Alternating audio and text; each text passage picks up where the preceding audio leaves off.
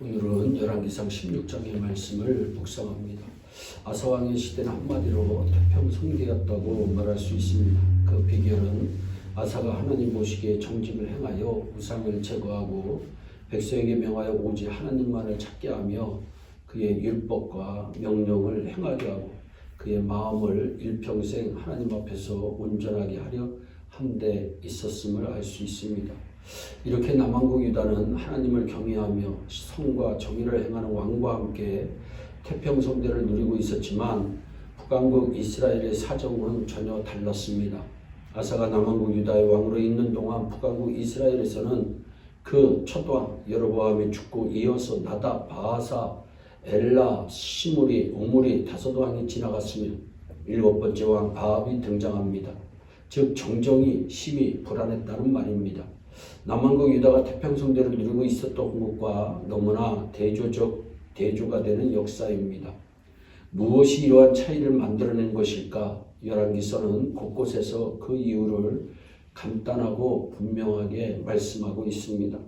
북왕국 이스라엘의 원죄는 그 초도왕 여로보암에게서 찾아야 할 것입니다. 그는 금송아지를 둘을 만들어 북왕국 이스라엘의 최남단 도시 베델과 최북단 도시 단에 하나씩 두고는 백성에게 그것이 이스라엘 백성을 이집트로부터 인도하여낸 신이라고 거짓으로 선전하여 그 백성이 예루살렘에 올라가서 참 제사를 드리는 것을 막는 죄를 범하였음을 열왕기상 12장 28절로 30절 말씀을 통해서 알 수가 있습니다.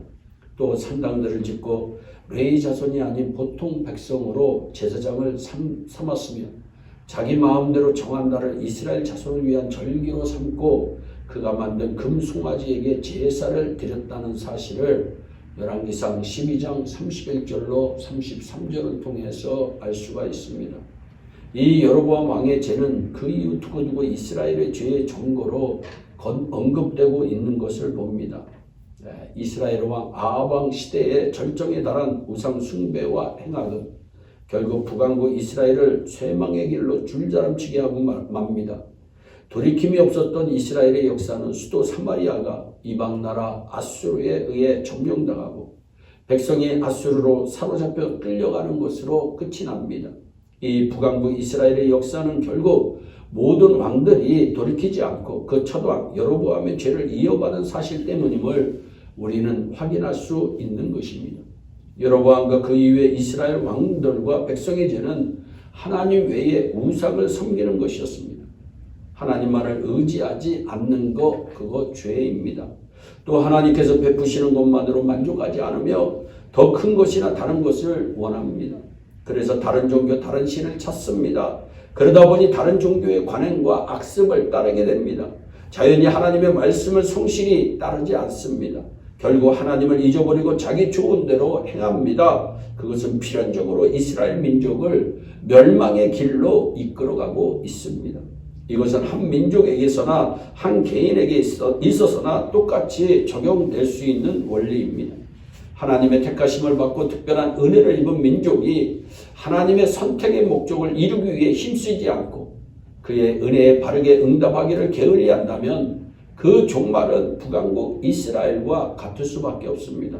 그러므로 개인이나 민족이나 멸망의 길을 피하고 평안과 행복과 번영의 길을 가기 위해서는 우리 가운데 온갖 우상을 제거하고 오직 하나님만을 의지하며 하나님의 말씀에 순종하여 성과 정의를 행하기를 힘써야 할 줄로 믿습니다.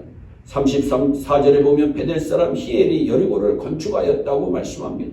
여리고는 큰 성읍입니다. 크고 화려하게 지어놓고서 자부심을 느끼며 자기가 나라를 도시를 부흥시켰다고 자랑을 일삼던 때였습니다. 아합은 히멜을 통하여 여리고를 재건하도록 합니다. 그런데 여리고 성은 이스라엘 백성들이 가나안 땅으로 들어올 때 제일 먼저 무너뜨린 성읍입니다. 하나님을 대적하고 우상 숭배가 극에 달해 하나님의 여호수아를 보내 무너뜨리고 자기 백성들에게 그런 죄악의 도시를 본받지 말고 구별된 삶을 살라는 뜻으로 여리고성을 무너진 채로 방치하고 재건하지 못하도록 명령하셨습니다. 그럼에도 불구하고 그 시대에 와서 아합은 히엘을 보내 여리고성을 재건합니다. 그런데 기초를 놓을 때 히엘은 장남을 잃고 성문을 달 때에 막내 아들이 죽습니다. 하나님께서 분명히 경고하셨던 대로 여호수아 6장 26절 경고하신 대로 이루어진 것입니다. 여호수아가 그때 맹세로 무리를 경계하여 가로되 이 여리고성을 누구든지 일어나서 건축하는 자는 여호와 앞에서 저주를 받을 것이라. 그 기초를 쌓을 때에 장자를 잃을 것이요 문을 세울 때에 계자를 잃으리라 분명히 말씀합니다. 도시는 훌륭하게 건축하였으나 하나님의 저주가 임했고 하나님의 진노를 유발시켰습니다. 하나님께서는 당신이 말씀하신 대로 반드시 이루시는 하나님이십니다. 그럼에도 불구하고 오늘날에도 예수님이 우리 안에 들어오실 때 무너뜨린 옛 자아의 아성을 자꾸만 일으켜 세우려고 하는 사람이 있습니다. 어떤 이는 아합처럼 바울도 일으켜 세우고 아세라도 일으켜 세웁니다. 그 결과 혼란과 위기와 무서운 하나님의 진노가 그 머리 위에 머물러 있을 따름입니다. 성공한 것 같지만 어지러운 세상이 되어갑니다. 굉장한 업적을 이룬 것 같지만 위기가 기다리고 있습니다.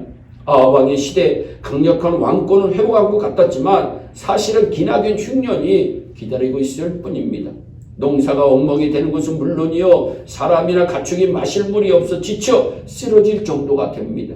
나중에는 왕이 자기가 타고 다닐 말을 위해 물이나 찾아 돌아다닐 지경에 이릅니다. 오늘 우리 시대를 냉정하게 바라볼 필요가 있습니다. 많은 그리스도인들이 하나님만을 사랑하고 마음을 다하여 섬기고자 하는 열정이 점점 식어가고 있습니다. 우리가 세상을 흉내내고 쫓아가는 것이 많이 있어서 하나님의 노를 격발시키고 있는 것은 아닌지 냉정하게 돌아보면서 다시 우리의 마음을 붙잡아 하나님만을 잘 섬기는 우리 모두가 되기를 주 예수 그리스도의 이름으로 축원합니다. 기도하겠습니다. 사랑의 하나님 아버지, 하나님 우리 예일의 성도들은 일평생 하나님만을 섬기는 하나님의 뜻, 하나님의 목적만을 위해 달려가는 축복의 주인공들이 다 되게 하여 주옵소서. 감사하고 예수님의 이름으로 기도하옵나이다. 아멘.